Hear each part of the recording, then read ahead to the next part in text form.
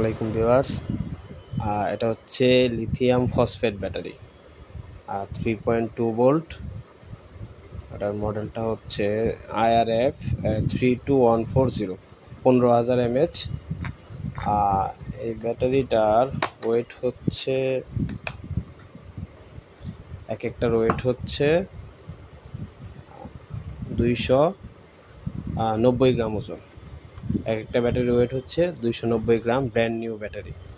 এগুলার এক একটা লাইফ সাইকেল হচ্ছে 2500, 2500 লাইফ সাইকেল। আপনি যদি নর্মালি এটাকে প্রতিদিন 2বারও চার্জ করেন, সেক্ষেত্রে এটা ইউজ করতে পারবেন 2500 365 দিনে হচ্ছে 1 বছর।